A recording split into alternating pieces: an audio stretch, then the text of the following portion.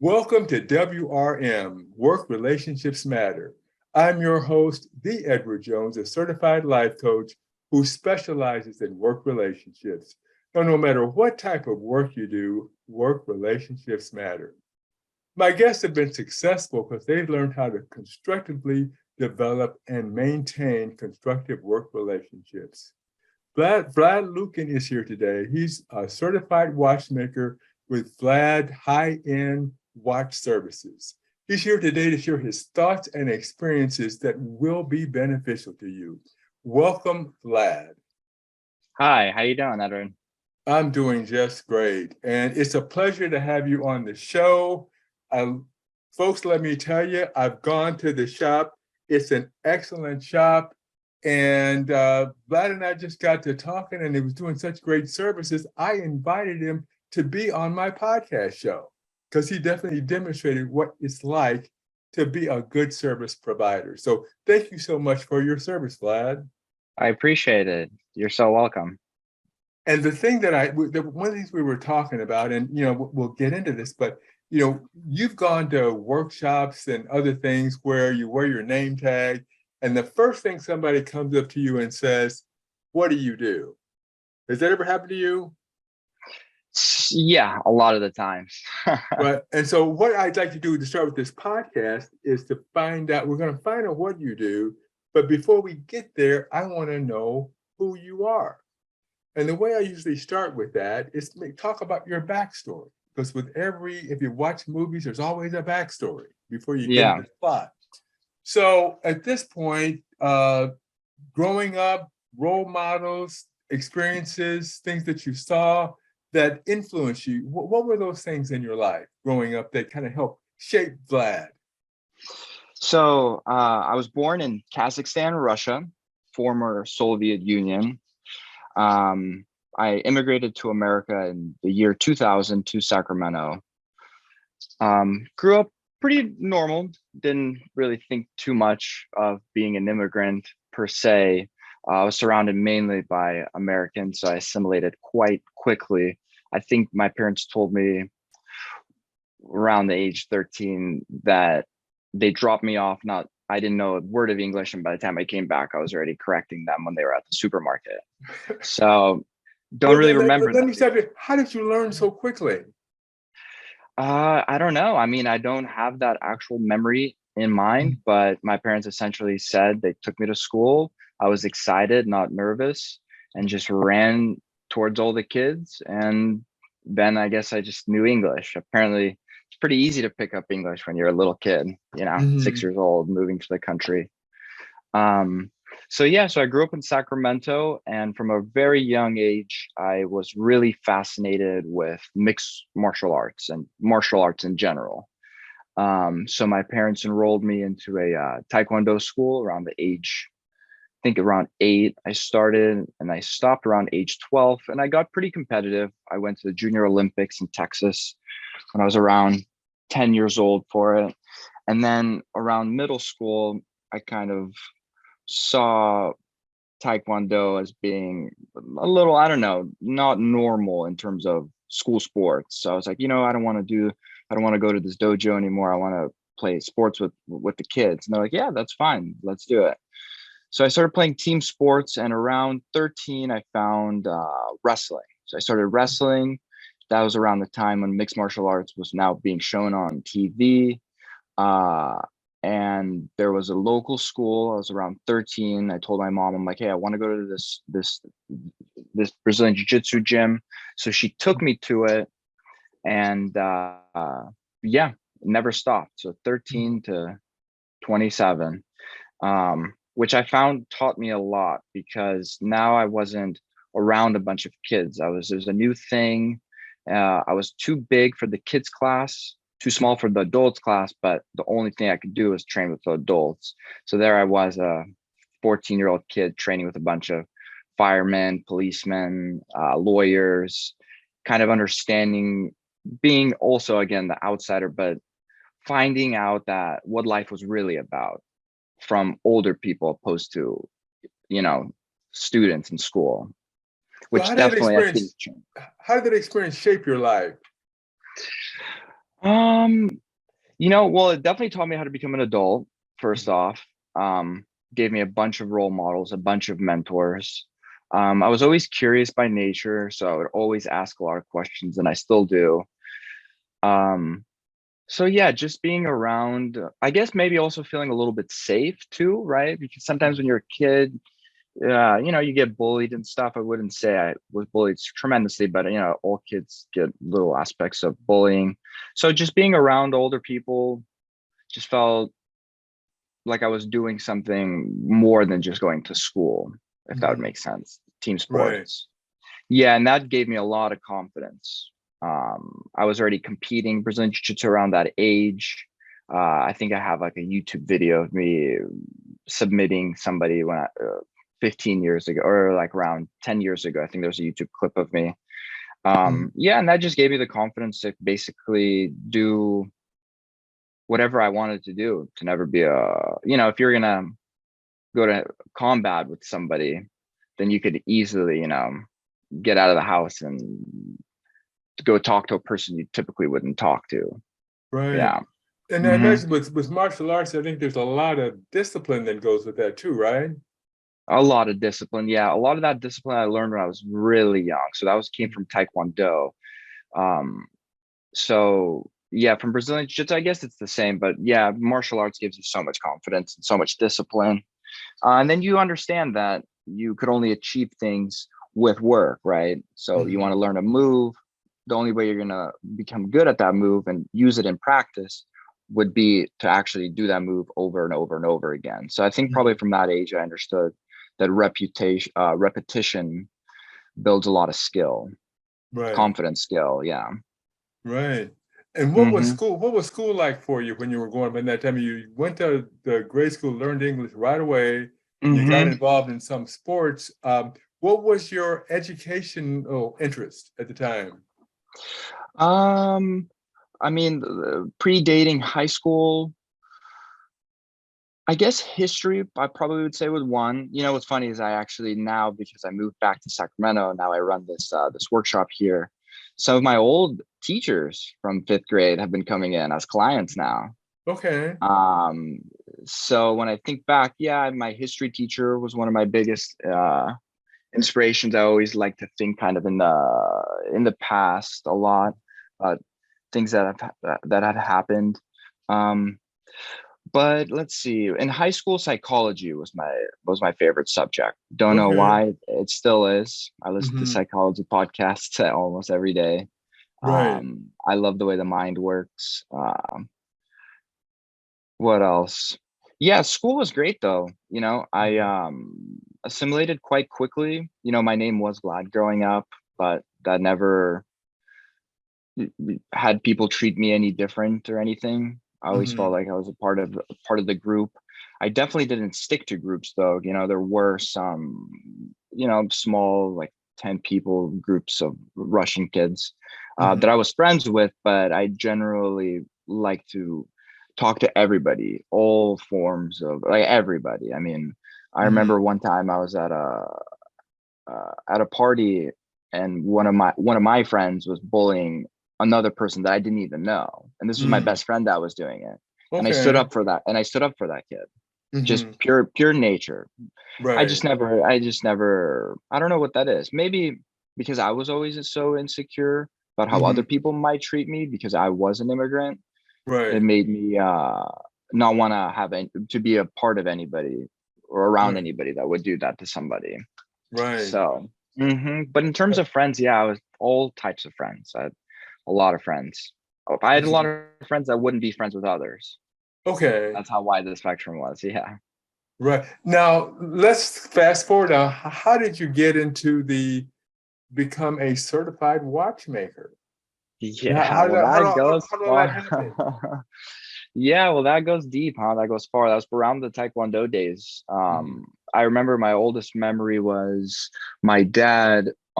He worked a lot, obviously, so I wouldn't see him much during the week, and on the weekends, um, me and him would walk to work. We would walk to Okay. work. We would get to his workshop, and then I would kind of just look over his shoulder. I would watch what he was doing, obviously not understanding any of it Mhm. at Okay. all. Yeah, it wasn't like it was something not normal either. It was just I thought it was just I thought it was just normal. So I Hmm. was watching him, and then it started with small tasks. So he would pay me a small, like, little wage to clean the floors, clean the shop, clean some of the tools.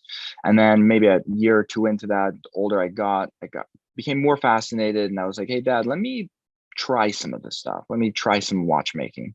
Hmm. And he was very hesitant at first, but then he was like, okay. We had one little bench in the back room. There was this old archaic bench with all these old tools, all these primitive tools. And he Hmm. told me, he goes, okay, here, take this 100-year-old pocket watch. Hmm. It's fully assembled now. Take it apart, show me, then put it back together. Show me, do this 100 times, and then I'll give you your next task. I Hmm. think I got to about 35, and then I Hmm. got lost interest and Hmm. never did it again. And then never focused on watchmaking ever again since that point. So I was around age 10. And then around 16, 17, I was getting really good at Brazilian Jiu-Jitsu. I was working two jobs already, Hmm. all on my own. I was a librarian and also a valet driver. Okay. I know, very random. Hmm. And and I was in my valet, I was talking to a lot of older people that were doing the same job that I was doing, but they were 7, 8 years older than me. And I'm like, man, is this what I'm going to be doing in 7 years? Like, these Hmm. people seem so, so interesting and, smart. Why are they still doing this job? And that's when my wheels started turning in terms of practical jobs, not just Hmm. like college. My sister was going to college. She graduated and was finding it really tough to figure out what she wanted to do. She got a biology degree from UC Okay. Santa Cruz. And around that age, I told my parents, I'm like, hey, I don't think the senior year in high school, it's very short. You have to show up for maybe 4 hours. A lot of it, all electives. So I asked my parents, I'm like, is it possible for me to enroll into a independent school? So it was where you would meet with a teacher once a week, and that's all you needed to do. And I was like, that's perfect, because then I could just wake up, train jujitsu, get off, come home from jujitsu. My friends are now getting out of school. They would all Hmm. just come over to my house, and we would do whatever. Right. So I was doing that, and everybody graduated, and I started going to a community college to then transfer over. Um, Mainly because I was doing the wrestling program there. It was a Right. really good wrestling program, and then my dad came into my room one day, and he was like, "Hey, would you want to become a watchmaker?" And I'm like, Hmm.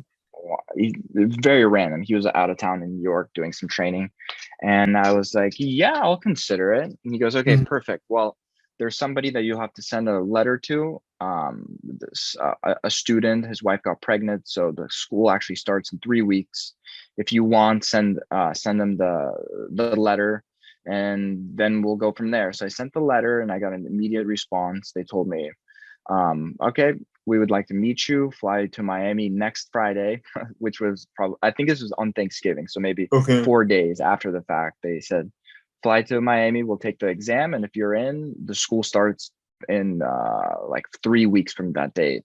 So I was Hmm. like, okay, cool. I flew down there, and it was a 16-hour dexterity exam. So it was a 2 day, Hmm. 8-hour exam where they have you do basic things like uh, basically like micromechanical stuff, where they'll give you a piece of brass, and they'll tell you, okay, file this until all four sides are perfectly symmetrical. Just kind of basic Okay. stuff. I finished the exam, and the whole 16-hour exam, and probably in one day. Hmm. And right away they were like, okay, you're in. Hmm. I'm like, oh, interesting. Okay. So I flew back to Sacramento, kind of got ready. I actually didn't tell anybody except one friend that I was moving Hmm. to Miami to go to watchmaking school. I was a little bit embarrassed about it, in all fairness. And one of the Hmm. reasons why was, I remember talking to a class or a student, um, another person, and I told him that I was going to go to watchmaking school. And he's like, why would you go to watchmaking school? Wouldn't you want to go to college so you can so you could experience like college party life? And Mm. I was thinking about it. I'm like, I don't know if that's the smartest, just to go Hmm. to college, just to party. So I didn't really tell many people, and I moved to Miami, and this was around when Instagram started. So I just remember I started posting pictures of me living in Miami, and everyone's like, And then it kind of caught on. Not a lot of students that I knew. I mean, a lot of people went to, my best friend went to Berkeley. A lot of people went to LA, just all around California. And I moved to Miami to become a watchmaker, which most kids at that age had no idea what that even is. Even I Right. didn't even know. Right. Yeah, so I moved there, and it was a very selective group. Kind of put me back into my element because I was an 18-year-old kid coming from California, and the rest of the students were all 30 plus. And they were Wow. all, yeah, and they were all coming from other occupations somewhat related to watchmaking. But So let me essentially ask you there this was, question. At yeah. 10 years old, you took that one watch apart and you Mm-hmm. said, I'm putting this down. I'm not going to do this. Yeah. Then fast forward a few years, your dad comes in and says, do you want to do it? What happened in that period of time that made you change your mind? Um, I think so my sister was 4 years older than me. So Right. I essentially, when she graduated high school, I became a freshman. So when Right. she graduated college, I became a freshman in college. Right. And I was already listening, I was already listening to content online, podcasts, and I Right. already back then knew, I know like a lot of people talk about this now where going to college is not like, it's important obviously for the communication skills and making Right. connections, but a lot of people don't really know exactly what they want to study or what passion that they want to pursue after the fact. Right. So I really didn't know. I had so many interests. To be honest, I probably would have became either computer scientist or a psychologist. Those were my two things. Right. I was already kind of taking apart electronics and putting it together when I was a kid. So I knew I had that. I loved playing video games and being on my computer endless hours. So I knew I could focus on that. But it was just something. Well, it was a combination of one, it being Miami. I couldn't Okay. turn I couldn't turn that down. What's hmm funny is when it actually happened, I knew about Miami from a video game I used to play when I was a hmm kid, but outside of that, I didn't know anything about it. So I hmm Googled Miami right after my dad left, and I saw the Right. beaches, and I'm like, huh, maybe I could do this. So it was a Right. combination of multiple things. Yeah, it hmm was a combination of finding something practical, something that I could do. And this another more stipulations about the watchmaking was the way that the program worked is a 3,000-hour course, and at the end of the 3,000 hours, if you passed it, you actually get a job working for the company. So you get a Okay. guaranteed salary after you complete it. hmm And that seemed pretty enticing because I thought, I'm like, okay, I could do this program, live in Miami, grow more as an adult. And then if that doesn't work out, just pursue some other interest that I had. hmm It wasn't like a last resort. I think it was more of, I wanted to do something to get the ball rolling and just to kind of start a new chapter of my adult life, meeting new Right. friends, going all by myself, all across the country to a place I've never been to before. Right. Now, do you think Yeah. that the mechanical thing, just it being a natural at that, would that be your superpower? To be able to just have that acumen to be able to do that naturally? No, you know what it is? I think my superpower is staying calm under pressure. And I think Okay. that's what I got from martial arts, Okay. being in control of my emotions. hmm Because out of the 8 students that were in my program, I graduated top of my class. And unfortunately, 2 of the students didn't graduate. hmm And it's not that they didn't graduate, they didn't graduate after investing a year and 8 months into the program. Oh, So after a wow. year and 8 months of taking all these exams leading up to the final exam, one person didn't achieve a high enough score to qualify for the final exam, and the other person actually failed the final exam. Okay. Yeah, and the final exam is a 16 or 19-hour exam. hmm And what's interesting about that exam is one of the operations in it is an 8-hour long project where you do it with your hands. But instead of hmm mechanical watches where you're taking things apart and putting it back together, this project was you were actually fabricating a component within a watch that had to also work inside of the watch, but also took 8 hours to complete. So for hmm essentially, if you invested 4 hours into it, and at that end of the 4 hours, you were to break it on accident, which was really hmm common, Right. you can't get those 4 hours back. So now you have 4 hours to kind of make something that will maybe pass or not. So I feel like my superpower was always just not letting the moment get a hold of me, not letting my emotions get a hold of me. One of the students that didn't pass, unfortunately, just got overwhelmed. They could have finished it. They could have got something down, but because so much was on the line for them, they were from Australia. So they were an international student as well. So much was on the line. I think just the pressure of them got to them. And then fast forward, I mean, now I've been doing it for, I'm up almost 9 years as a professional watchmaker, working for different brands, spending time in Switzerland. Okay. And when you're working for a brand, there isn't so much pressure. And what I mean by that is all the components are disposable. So essentially I have a watch that I'm working on. Let's say I break something like 18 karat rose gold hour hand, which is common. I break it. It's not a big deal. I just go to the drawer, I grab it, I install it, and it's out the door, right? Right. But being independent, being in my position now, there is no room for error. Okay. You have to have everything under control. You can't get overwhelmed. You can't be thinking about something else. You have to be very present, which also makes me even more in the moment when the pressure is on. You know, like I don't run away from, there is no chance of errors. There's no chance of failure, obviously, but I still don't run away from it. And then that in essence makes me even focus better on what I'm doing. Right. Yeah. Now, what do you find most rewarding about this work? Because just hearing just listening to you, it sounds like something that you really enjoy. It's something that I don't know if you would have done it if your dad hadn't been doing it before you, but you seem to really enjoy it, and it almost seems like a calling for you. So what is it that is so rewarding about this for you? It's a very deep question. I guess the most rewarding, I mean, there's so many different things that are really rewarding about it. Well, one of the main ones, I mean, for me now here in the shop is the relationships that I built with the clients. I never had the opportunity. Yeah, I never had the opportunity being a corporate watchmaker because you're kind of in the back room just with your coworkers, not building new relationships, not making new friends, not getting different perspectives on other people's lives. So the most rewarding thing for me truly is, I think, just meeting an individual like yourself, having a nice conversation, hopping on this, this podcast, getting as much knowledge from you as possible. So I guess maybe the most rewarding part is just meeting people, meeting clients. Yeah.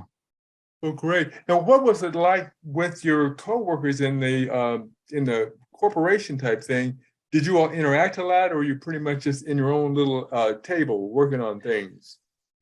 We all interacted, but I was always the young one. I was always the young kid. In my school, I was an 18-year-old surrounded by 30-year-olds. And, my first corporate job working for Omega in Seattle at their service center. So they service all of the Omega watches for North America. It was the same thing, just older coworkers. I never actually built any outside of the shop relationships because I was just so young. I was 20 years old when I got that first job, and surrounded by 40-year-olds. And people have their own lives. Yeah, I didn't notice some. See, the thing with watchmaking too is I got fortunate to have my dad, right, to open up a shop like this. A lot of people, they get into watchmaking and they're kind of stuck in the corporate world. And when you're in the corporate world, you get, let's say, a task, the inventory of all of the Omega watches. It took me around 2 years to perfect every single possible mechanical thing in that job.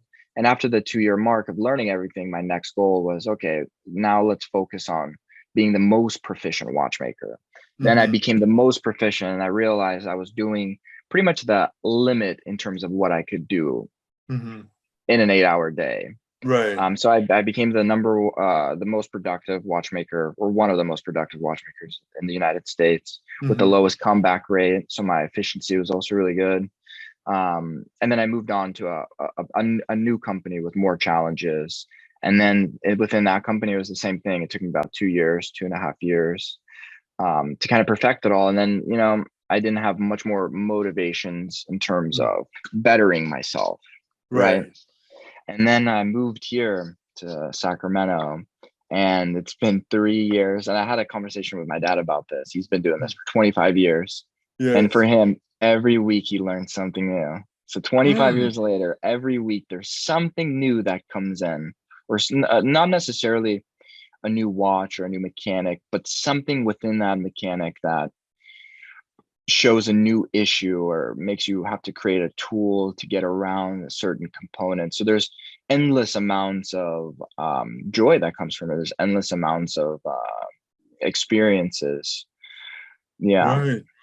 Well, that's good. Now, the question ask a lot of people, and it sounds like it may not apply to you, but what's the toughest situation you faced, and how'd you handle it? If you've ever faced anything that's been tough, Work related or just in general, just just in in life?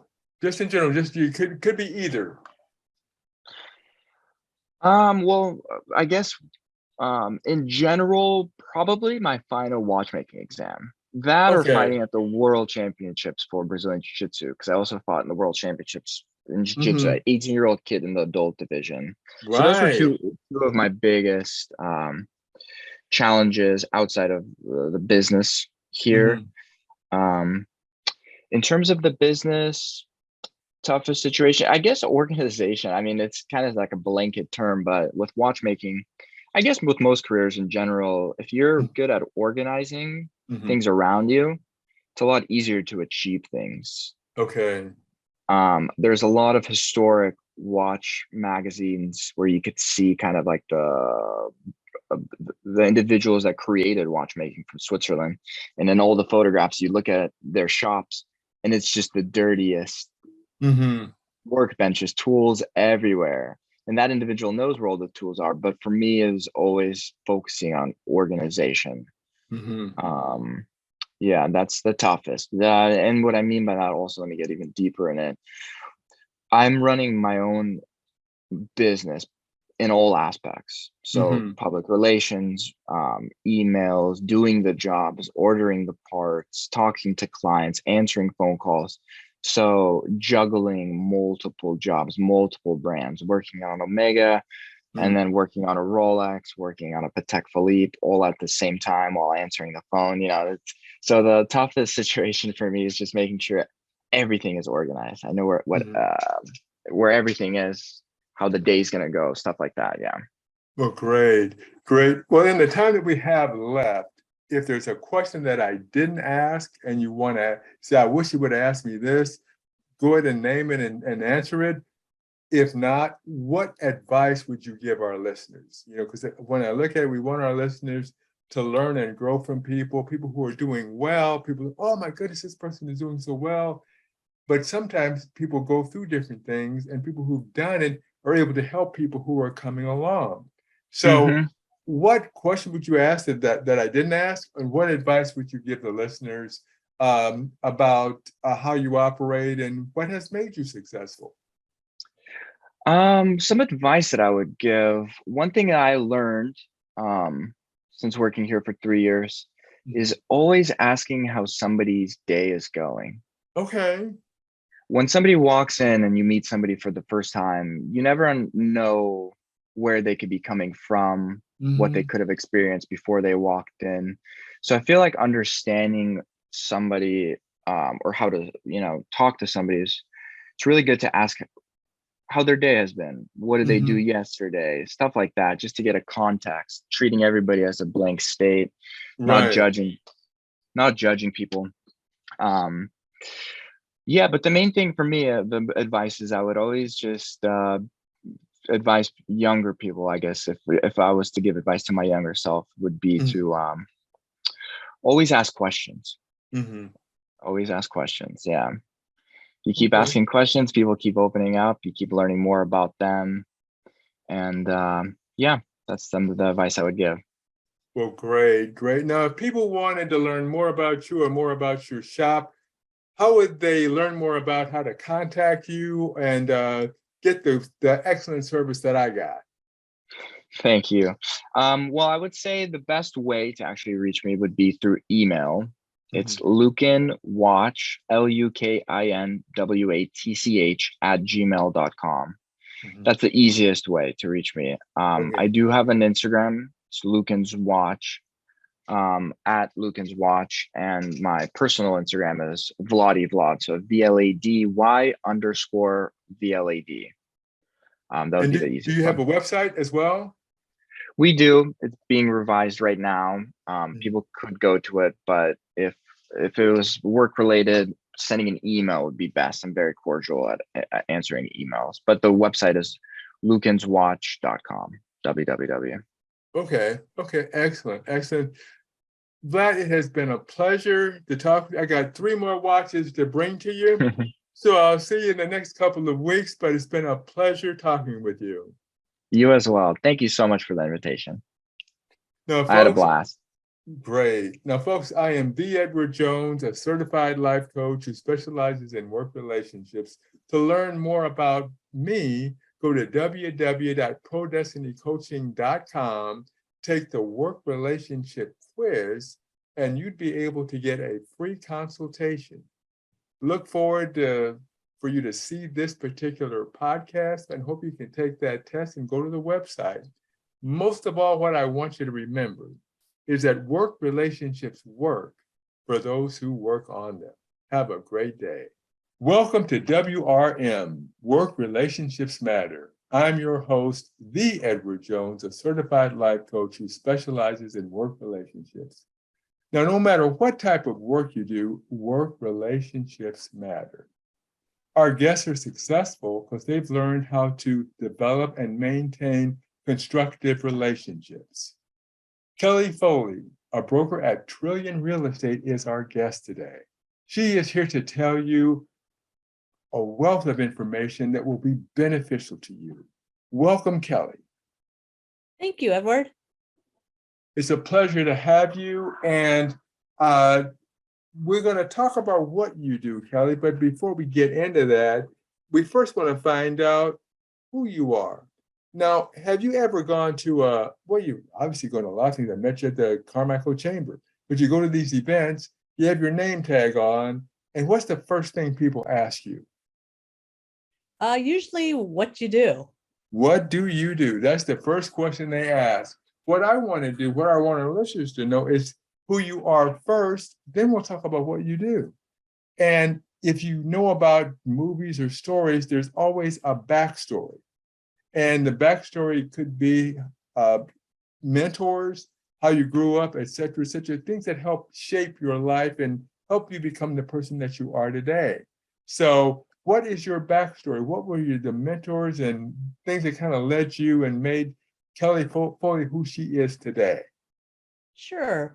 So I would say probably the most influential part of my life was playing sports. Okay.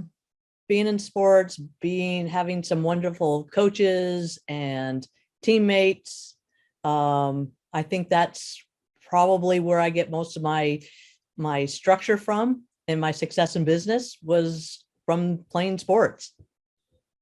Well, tell me, I listened to Billie Jean King's book on audiobook. Amazing thing, the Title IX, and how a lot of times young girls my sister, for example, was an excellent track athlete. She couldn't do anything past the 6th grade. There was nothing for her. Yes. And there were so many people that could have done things, but I'm an old guy, so we're talking about the late 60s, early 70s, but they didn't have anything then. And then I'm listening to her story. She's saying that many of the women in business today had a sports background. So when I hear you say that, that triggered that book. So tell me about how sports help shape you. I would say pretty much I was not a great student. Mm-hmm. I I don't think I learned like they wanted you to learn in elementary school through high school. Mhm. So I think playing sports just kind of found my place to be where Mhm. I guess I could shine. Mhm. It made a great place to meet like-minded people that Mhm. were also into sports. Um, Unfortunately, my parents had a different view. Mhm. Um, you know, a lot of women were not professional athletes. Right. And so my parents made sure I knew that I would never make a living at playing sports. Right.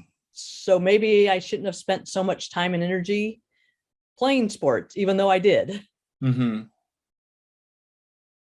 And so basically, but the thing is, then the truth of the matter is, most people, male or female, will not make a living making sports. Correct. I mean, it's what is it, less than 5%? Yeah. So anyway, so it's a thing like that. But the thing they talk about is character, resilience, things like that. That's what I'm thinking. But do those things resonate with you? Teamwork, learning how to succeed, learning how to fail, learning how to bounce Sure. back. Sure. And I can see those parallels in business. Absolutely. Yeah. Learning to get along with other people, learning how to win and lose, um, and how to, hopefully reach beyond maybe your comfort level. Mhm. Right. So with all that, with that background, and say not necessarily the most, and again, I can relate to that too, because I thought when I went to college I was going to major in football, but obviously again, you have that dream as a kid. So Sure. as you look at it, that the sports thing faded away, and so what was your path that kind of got you into what you're doing now? So it wasn't really a direct path. Mhm. So as soon as I got out of high school, when I was working, I had a back injury. Mm. So, and I was doing physical work. I was doing forest firefighting. And when I had a back injury, that was like, was decided that was not something I was going to be able to do as for a career. Mhm. So I was fortunate enough to get into a neon tube bending program. So I was taught how to make neon signs. So, Wow. and that was in the early 80s. Most Mhm. everybody in that business at the time were 60, 70, 80-year-old men, Mhm. because it was kind of a dying art. Mhm. So shortly after that, I started my own electric sign company. Okay. And then, which also was physical work. But it allowed me to buy my first home when I was 22 years old. So after I bought my first home, that's kind of where I just clicked that I could see myself in the real estate business. Well, one thing, Kelly, you got me on one thing. This bending of of lights or whatever. Yes. Just tell me about how does that work? I mean, I see these things, but I never think about them. And to hear you say you did that, I'm thinking, how does one do that? Yeah. So it's part artistic, Okay. art chemistry. You pretty much start with a 4-foot tube of Okay. glass. You heat it up and then you bend it to match a pattern. Okay. And then And once you you put have, light in there? so then what's the tube is like the glass will either be different colors. Okay. Then there's also like a powder or phosphorus inside the tube. Mm-hmm. And then once you have your whatever you're making done, it's filled with gases Okay. like neon to gas or Right. argon. So depending on what color you want this piece to be, depends on what color gas you put into it. Okay. And so once you have it gassed, then you electrify it. Okay. You just put on the electrical So it has like a connectors. transformer. Yep. Okay. Um, and then it lights up. Okay. Because I just take those things for granted, never thought about whoever did that. Yeah, yep. But what was it that you said you hurt your back and you couldn't do force fight anymore? And and did somebody come up and say, Kelly, do you want to make these neon lights? Or well, how'd that transition take place? So I went through like a workman's comp my employer, had to hire somebody to find me a career outside of the forest firefighting because I wasn't able to do that. So I went Okay, through okay. like a workman's comp program. Yeah. Um, Long story short, the state of California decided that the program that they tried to put me in was not adequate. And just by a chance, like a workman's comp counselor knew Mhm. about this company that was trying to train people in the art of neon tube bending. Okay. So he just thought, hey, why don't you go check it out for a day and see what you think? Hmm. And so it Okay. was just kind of the right place at the right time because it just had that school happened to be here in Sacramento. Okay.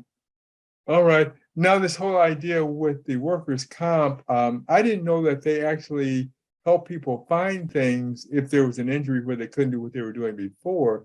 Does workers' comp still do that? Do you know? Sure. Okay. Yeah. Because if you have the desire to work, Hmm.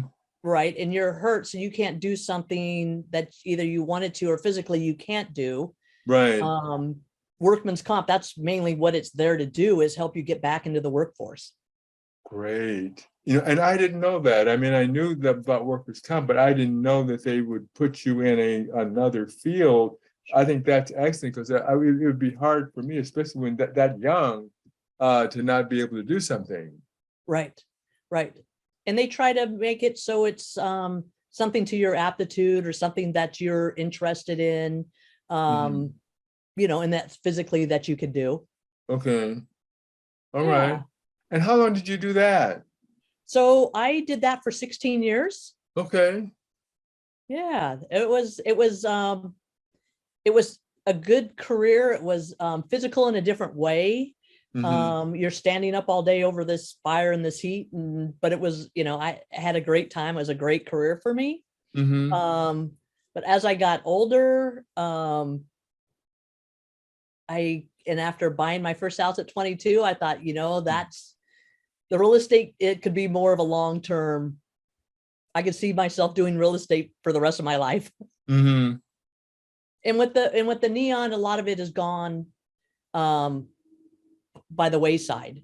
There's very Okay. few, a lot of it is not the actual neon glass tubes anymore. It's more like LED electronic Hmm. stuff. Right. So I kind of saw the painting on the wall with that, and got my real estate license in 1999. Well, walk me through that transition because I do see that as kind of a little bit of a leap from doing the glass thing to real estate. So because the main thing we look at, Kelly, is our listeners are looking at situations and how people move from one area to another, the Sure. transition. So that's why I asked you about that because people were thinking, I'm reading this book and all of a sudden they turn 10 pages. So at this point, we're looking at how did you make that transition? So getting your real estate license is really simple. Okay. It requires 3 college classes and you have to pass the state test. Hmm. Um, it's just after buying my first house, it's always been in the back of my mind. Hmm. It's something that I thought I'd enjoyed the process. I had a great real estate agent who helped me buy my home. Okay. Um, and so I thought, what the heck? I have nothing to lose. Let me see if I can pass the test and go to work. Hmm. Okay. Yeah. And So so that's, go ahead. yeah. So that's, I mean, it sounds simple and it pretty much was. It was, as long as you pass the test, there's plenty of real estate companies that would hire you. Right. So I know that a lot of people like to go through. I think I have friends. I think I think my daughter, my wife, sometimes like to just go to open houses and look at different houses. I mean, they really enjoy that that type of thing. Is that something that you enjoy too? Just kind of looking through houses and seeing what's there, just kind of really drinking all that in. I enjoy more of the I guess the hunt for the business, Mm-hmm. finding finding the sellers that want to sell their house. I do a lot Okay. more on the sell side than I do on the buy side, but that's Okay. just, that's my personality. I'd rather, you know, negotiate for a seller Mhm. rather than going out and opening doors and showing homes. Oh, gotcha. It's the two different, really, I mean, most agents do both. Mhm. I've always just thought that I know where the houses are that need to be sold. I don't necessarily Mhm. know where the buyers are. Okay. Somebody could be sitting in an apartment. Well, I don't know how to meet them, but I know I can go knock on a door and knock on enough doors or call enough homeowners. I can find somebody that needs to sell their house. Okay. All right. So were you an agent at first, or were you always? I mean, I know enough about real estate to be dangerous. So when I ask you these questions, it's kind of like, it's I just don't know. So it's the thing that I do. So were you? So you find the sellers, and how do you find them? So becoming a real estate agent, Mhm. a real estate agent has to work for a broker Okay. until they get the experience, and then they can either continue just to work for another broker or they can become a broker. Okay. So I worked for a big box franchise here in Mhm. Sacramento for many years Mhm. until I really felt that I learned the business. Because Okay. it's not just you get your license and now you know everything about the business. I would say that's one thing about the real estate business. Mhm. It's always changing and you always learn something new. No Okay. two transactions are always the same, Right. right? So I went to work for a real estate franchise here in Sacramento. Mhm. Um, and then in 2009, I didn't necessarily like the way that brokerage was doing business, Mhm. and talked to several other brokerage and just decided I could do it myself better. Mhm. And so I opened my own company. So I had become a broker in 2009. I got my broker's license, and then shortly thereafter opened my own company. Okay. So I All have, right. so now I'm the broker, I'm the owner, and I have agents that work for me. Okay. All right. So when you were no, when you talk about thing, and I just think about how the market has changed since I've been here. I came in 2006, Mhm. and when I came, I remember my boss telling me that because she had come maybe a year before me, and she was running at the time, and she was saying that she came in. She had 6 hours to make a decision on a property. If she didn't take it, it was gone. Yeah. And then that was like 2006, 7, what around in there. And then in 2008, I think the bottom dropped out. Oh, yeah. And then, I guess things started to come back. So, uh, what was your life like during that roller coaster ride? As at that time, you were an agent, right? Right. So I was an agent. So yeah, 2006, 2007, 2008, it was just a wild ride. I mean, it was kind of like we experienced this last year or two. Now it's the same thing. It's Mm-hmm. people are making ridiculous offers, buying anything they could get a hold of, which we've seen now in this last year or so, which was great. Mm-hmm. Then the bottom fell out. And Right. when the bottom fell out, a lot of real estate agents got out of the business. Okay. I had no backup plan. This was what I decided I was going to do for the rest of my life. So I had to figure it out. Okay. So what I figured out is we could help people from losing their house to foreclosure by doing short sales. Okay. So I started negotiating with the banks to allow people to do short sales instead of letting them go to foreclosure. Mm-hmm. And then with that, I ended up selling homes for Wells Fargo, Chase, a lot of the big banks once the foreclosure market hit. Got it. So I kind of had a relationship with them because I was trying to help people avoid foreclosure, right, by negotiating the short sales. So I was very fortunate to be able to get in with many of the banks, the asset companies, to help the banks sell off their foreclosures. Okay. All right. So when a Now, lot with of a it, short sale, how does that work with a agent? You know, when you sell a house, you get a commission. yeah, So with a short sale, the seller is actually losing money, the bank's losing money, the seller's losing money, but Right. the banks know Mhm. that they'll lose less money by agreeing to do a short sale. Okay. So they'll pay an agent to help them with the short sale. Okay. So it's a negotiation, Mhm. but the banks, they don't want foreclosures. It costs them a lot of money to foreclose on somebody. Right. So if the seller's cooperative and the agent can work with the banks and they're cooperative, the short sales, I think, helped a lot of people to Mhm. avoid foreclosure. Right. So in that way, then, so when that happened, and again, you're saying that for this field, failure is not an option. I'm going to be in here. I'm going to ride this baby out and make it one way or another. So you had to actually hustle working with the banks to get yourself known, et cetera, et cetera. Would that be correct? Because I think there probably Correct. were other people out there trying to do the same thing you were doing. Right. Oh yeah, definitely. And there was plenty of business for everybody. I think Okay. there always is. I think in this real estate market, there's plenty of business. You just Mhm. you got to just get out there and find it and hustle and be good.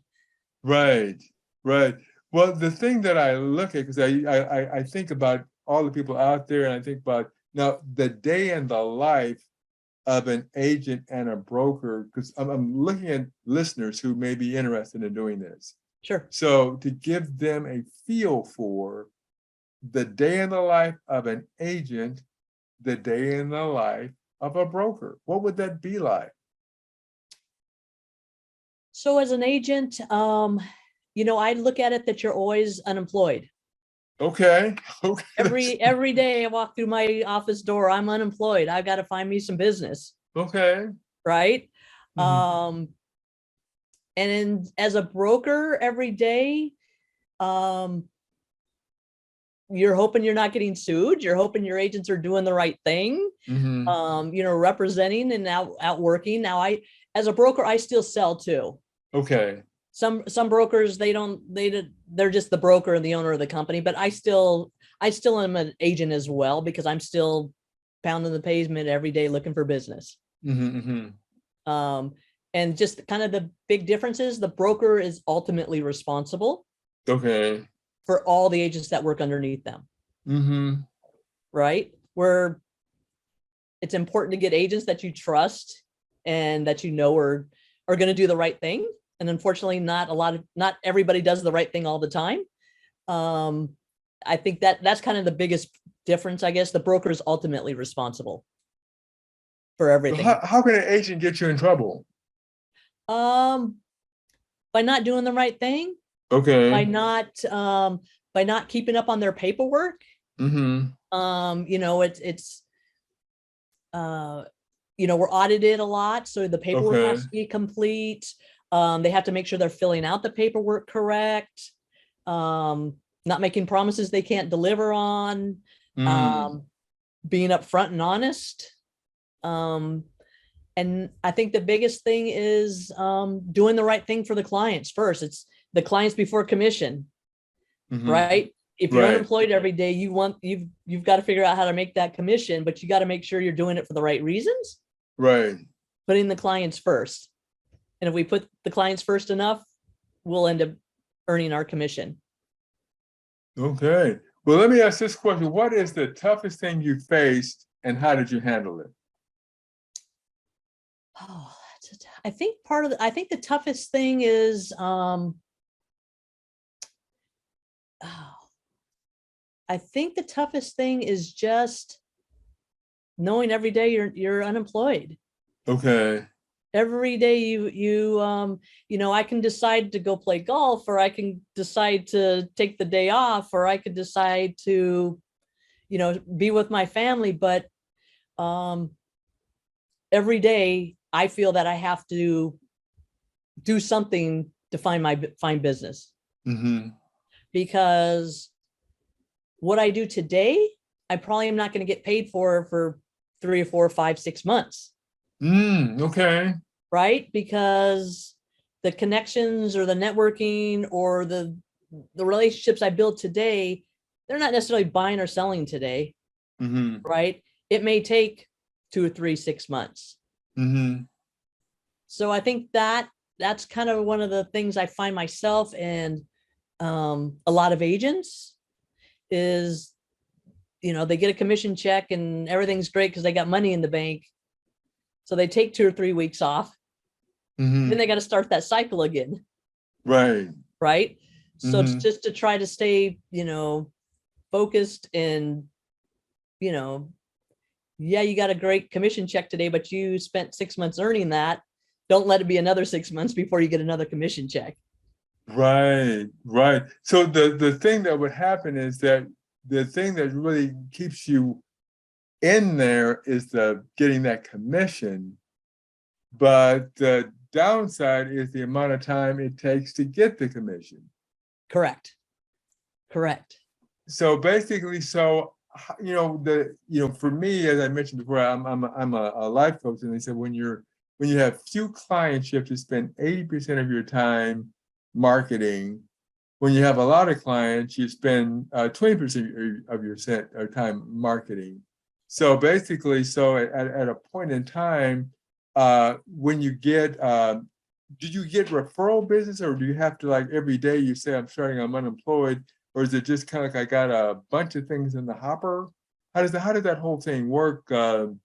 Is it feast, a famine in the beginning and feast in the end, or is it always kind of like every day I'm searching for something? I think every day you're searching for something. Every day, being